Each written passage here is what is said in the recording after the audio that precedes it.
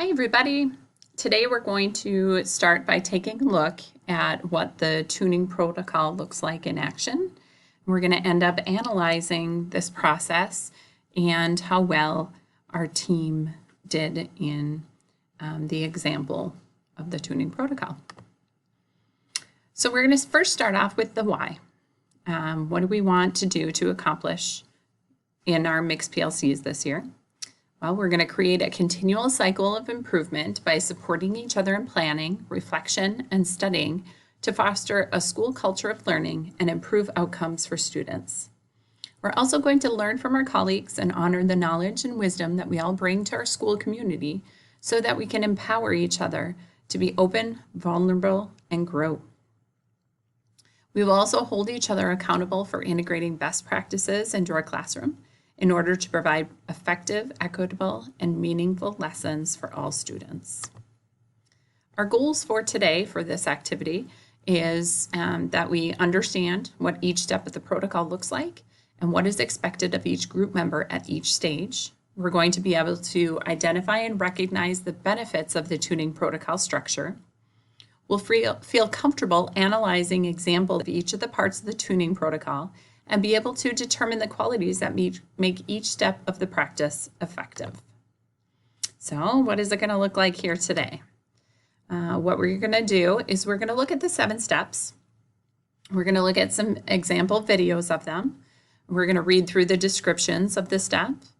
We're going to analyze the sections of the video with your group using provided questions and Padlets. They're going to pop up in the notes in your Edpuzzle, so watch for them.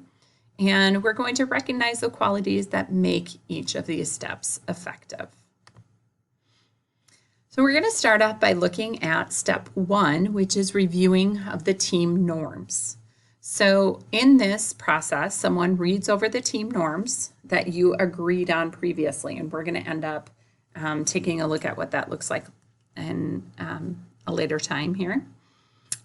Where you're going to find this and what we did prior to recording this is we went into our digital binder. We went into the mixed PLC menu here, and we clicked on the group norms and sharing schedule. And this right here is what popped up, and I know some of it is hidden there, but it says group norms. And we just read through those group norms, and this is what it looked like.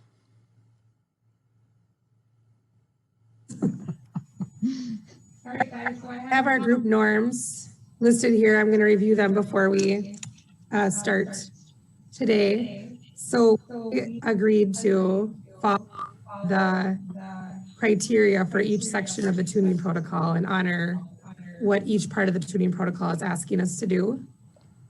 We wanted to the best of our ability, honor the time that's delineated for each.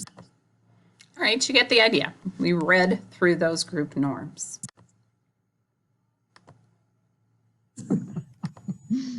I guess that really wants to play again. All right, so the next part is the project overview. In the project overview, the presenter shares the overview of their lesson while participants remain silent and listen. So in the background of this, part of it the part you won't really see here is that me as the presenter had started by filling out my lesson template and just with the goals of my lesson and what EBP I'm focusing on and ideas for assessment and how I'm going to know that they learned what I wanted them to learn. So that kind of happened in the background. What the other team members did is they went into, again, their binder into the Mixed PLC menu and clicked on the tuning protocol. And I was team member 1, so they clicked on team member 1, and they got that December lesson template, tuning protocol template here, and this is what popped up for them. So as I am going over my lesson template, which you'll actually see pop up in the video, they are writing down in their 7-step tuning protocol template here what I am saying. So we'll take a look at what this looks like in this group. What I tried to say before I was unmuted is that I'm going to share with you a lesson that the sixth grade team had taught last year, and that they really want to do again this year, but they're not quite sure how to make it work because they did it all in person and their teams worked around one piece of paper, and then they put all of the pieces together to make a big mascot, a picture of a big mascot. And so I'm trying to kind of brainstorm some ideas of ways that we could do that in this new format. So that's kind of my objective, is to, I'll share actually my screen so you can see my,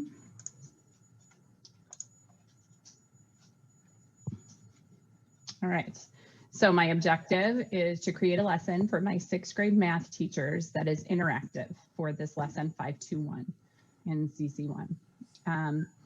I want to provide students with collaborative opportunities where they can innovate and create discipline-specific tasks so that students can synthesize new knowledge and deepen their understanding.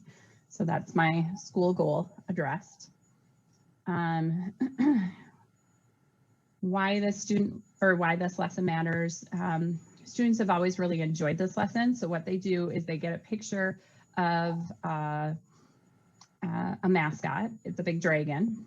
And what they want to do is they want to blow the dragon up so it's much bigger. And how they're going to do that is each group is going to take a certain piece of the mascot and using some grid paper, draw one section of it. And then they're going to take all of the sections and put them together, and they're going to have a blown up version of this mascot.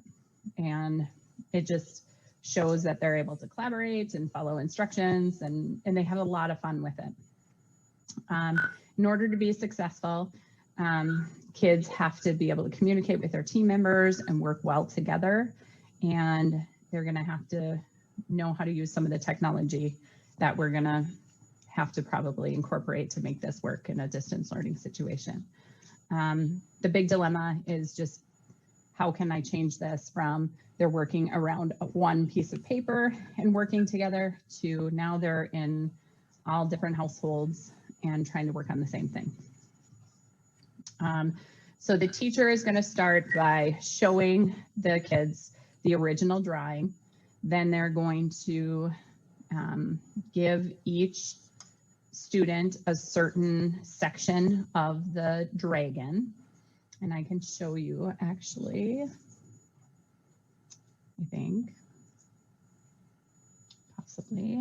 Yeah, I'm going to stop sharing for a second and share what the dragon looks like so you can kind of see where we're headed. All right, so you get an idea of what that portion looks like. And I did continue to talk on there for a little bit longer. Our next section now is clarifying questions. All right, so in the clarifying questions section, the participants ask questions to clarify the lesson details and retrieve factual information. The presenter provides brief and factual answers. So you're going to watch us in action doing this.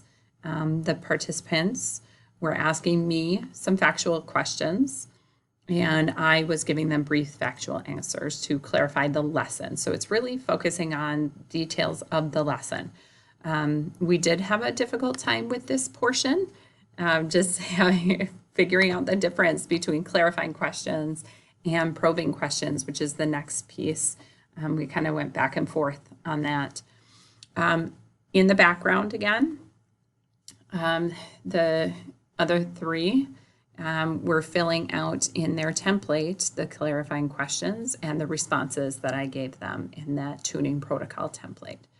Here's what that piece looks like. Steph, I'm wondering, your goal is that they have a discipline-specific task where they're synthesizing new knowledge. I'm wondering what are the math objectives that they're synthesizing in this task?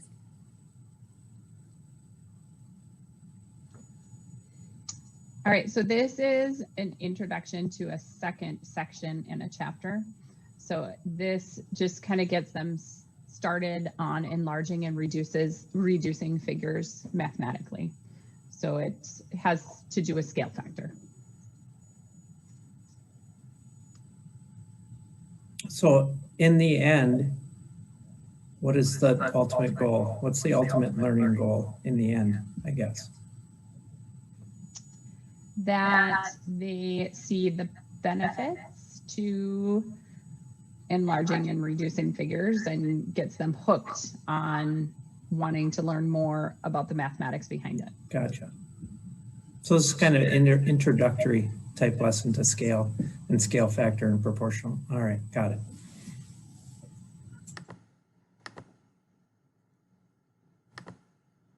All right, the next section is called probing questions. And this is where we get to some higher level questions to help understand the presenter's thinking and reasoning. So we're digging a little deeper here with these probing questions. So the participants you're going to notice are asking higher level questions than the ones that we're asking previously. Questions similar to, what made you decide to do this? Or what do you think meets the needs of all learners? So we're getting deeper into the reason for this lesson. The part we want to avoid when we're in the probing questions section is offering advice, like, why don't you try this? Or have you thought of this? I will admit, had a hard time with that. We started getting to the details section, which is not where we should have been yet. So we had a couple of takes on this. In the background, again, the other three members are writing in this section, the probing questions section of their template, and also jotting down my responses.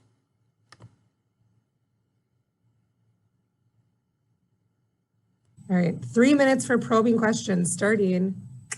Action, Tom, start us out. All right. Well, my question is so the kids are working in groups. Is the goal of that to get multiple pathways to this answer? So you see more than one solution set. It's like this group did it this way, this group did it this way. Oh, is that the goal? Do we want to, that to happen? Yes, definitely. I'd like teams themselves to be able to choose how to go about getting to their personal end result. So you're not going to give like a menu of instructions of how to do this. You're going to say, make it bigger and let them work on coming up with solutions for that. I see myself giving some scaffolds for along the way for groups that are stuck or having a hard time, but I would like to keep it as minimal as possible to give them freedom. What would those scaffolds look like? Or your initial thoughts? I guess I envision just even giving them sentence starters to have conversations, to start conversations, to get going on an idea of how they would like to do it. Maybe even if they're really stuck and not moving forward, maybe giving them some ideas of what other groups have done in the past and give them some ideas that they could choose from. So this obviously is not going to work the same way it did in the past because it's distance learning. So is there thought process behind the technology that will be needed? It's not, obviously it won't be paper and pencil or. All right, so you can see those probing questions were definitely more thought-provoking, deeper questions. Our next section here is the discussion section. This is where the participants start a discussion about the lesson's strengths, ideas for improvement, solutions, ideas around the dilemma, and incorporation of school goals. And we have that school goals highlighted there because that's really the purpose of this, is to really focus on those school goals. Participants are going to direct their comments to each other and not the presenter. So you'll notice in the video that I'm just writing. I'm not responding to anything. I'm doing some nodding just because that's what I do. But I'm just taking notes. I'm not actively participating in the discussion. So just something to think about.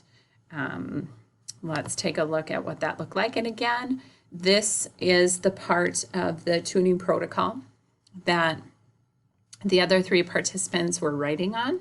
And it just kind of guides them and helps them with their discussion as well. You'll notice that I'm writing as well. I chose to just write on paper, but we have that lesson template that I filled out. You could just be typing on that lesson template so it's all in one place as well. So I am doing some work in the background as well.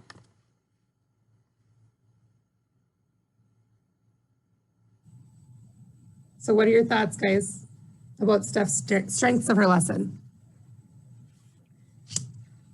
I mean, I think it's for an introductory lesson. The thought process of capturing them and get them motivated to learn more about scale. I think it's a good lesson that way. I think it will do that. Probably the fact that, I mean, we talked earlier about possibly having different images, but the idea of having something kind of epic like a dragon also is engaging more so than like an apple.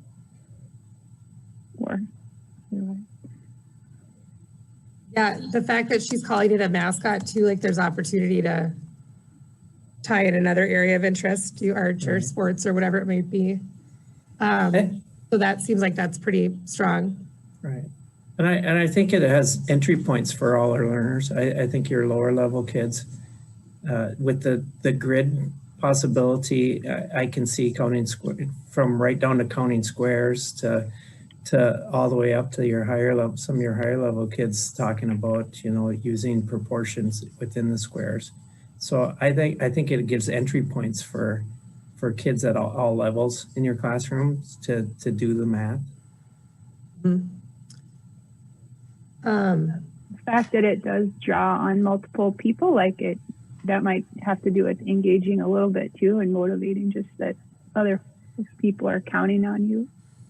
Well, and if done right, not only does that increase engagement, but increases student access to other people's thinking. Yeah. Right, and that's another thing too. Yeah, you mean by done right, working in groups, but even to the also not done right, it also gives opportunity for learning. So there's like I said, there's a lot of room for each group and for individual kids to access the learning. I'm going to fast forward just a bit so we can get to other pieces of the conversation as well. You're making it perfect. Like, whoa, we weren't even close. Right. What the heck happened, She needs to shore up whether the goal is the actual product or whether it's the exploration after through discussion or whatever analysis. And my thought there is if the goal is group work, getting kids to work together, then the less scriptive you are, the more opportunity I think you're going to get that. The more scriptive, then they're going to work individually to do but if you're less scriptive, then that gives more of an opportunity for them to have to work together. I was thinking too, I remember seeing the dragons on the wall, and they're pretty cool and interesting to look at, and I think something kids are proud of. So if the goal was to have more of this like discovery-based learning, then maybe that's their first shot, and then maybe they do a redo later where they have more of this background knowledge and apply it and see if they can get a little closer, the second time through. All right, we were able to hear a little bit about the strengths and areas of improvement and some ideas and solutions for the dilemma. There was obviously a little bit more, but we don't need to watch the whole thing. Let's get moving into the next section of our 7-step tuning protocol. The next section is reflection. This is where the presenter describes what he or she heard from the discussion while the participants are silent. And this is where it's important that I was jotting down some notes somewhere, whether it's on my lesson template or on a sheet of paper, so I have that information to look back at. And also for this piece, I'm going to restate. You're going to hear me restating what I heard in the discussion and reflect on some of the ways that I could incorporate those ideas.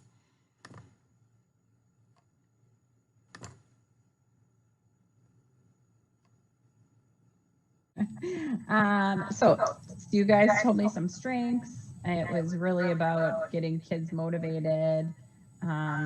Just the fact that it was kind of a cool image and a mascot, gave entry points for all learners, and draws on multiple people and opportunities for learning. Some improvement is to decide how scriptive I want it to be and how perfect I want the outcome to be. And then decide how much room I want to leave for collaboration and for kids to be creative. And make sure I really hammer down the goal of this. All right. So you get the idea of the reflection piece. All right. Next, we have the debrief. This is where participants are going to reflect on how well our group did in following the protocol and the agreed upon norms. This is our last portion of our 7-step tuning protocol. This is where we're just going to share what our norms or how well we think we follow those, and set a goal for improvement in areas that we may need to follow better the next time.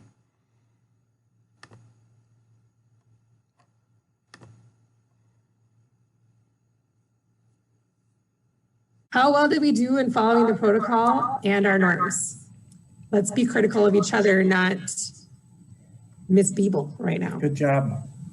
I think we were solution-based. We talked about positives and negatives, but never got into areas of where kids couldn't do or teachers couldn't do or where we couldn't solve the problem. Yeah, we acknowledged opportunities for adding more support or scaffold without saying that kids couldn't do these great and amazing things, which is right. Good. We struggled with each part of the tuning protocol, remembering where we were at and keeping our questions focused on those criteria, and we'll do better on that next time, right? We'll really. Well, yeah, I think next time we just follow the timer better, and then also maybe one of us, whoever's not leading, Steph is leading, maybe one of us has just got to keep us focused on following the boxes. All right. So now you have a look at all of the 7 steps. So a couple of things left to discuss. Just a few helpful hints for those that are presenting in their PLC. Make sure you bring a lesson from last year. Those of you that are new, maybe you have some other lessons that people have shared with you in the past that you would like to use and change to a distance learning model, or maybe you just want to start fresh. But those of you that have done this and taught here, bring one from last year that you plan on using several weeks out. Your PLC is going to give you advice on how to improve your lesson and make it equitable and effective in our current distance learning environment. So some of these suggestions may take some time to prepare, or some assistance from one of us coaches to help implement that. So it's important that you're not bringing a lesson that you plan on doing tomorrow. Give yourself a couple of weeks to make some of those changes. Have the lesson materials you will need to share with your group. You can open it on your device. You'll notice that in the meeting I was sharing my screen. Use the lesson plan templates in your digital binder to identify your goals and your objectives for the lesson. You can find all our goals and our school goals in our digital binder. And make sure you just spend some time in that lesson plan template. Maybe you're not going to fill out the whole thing, but definitely spend some time in there filling out some of the things so you're prepared for this. And then definitely connect with your coaches. Snag them for some help after you're sharing to help implement some of the things, or maybe even come up with a few other ideas. Couple of tidbits of information. Make sure you're on time. We're going to start on time each Wednesday in order to get through two presenters each time we meet. We've got a longer time that we did last year at the beginning of the school day, so we're going to get through 2 presenters. The protocol is timed. You'll notice we talked about how we struggled with that. Use a timer, okay? It takes 24 minutes to get through that protocol, so it's really important that you stick to those time limits. Have your materials ready, including your device, the digital binder, and lesson materials if you're the presenter.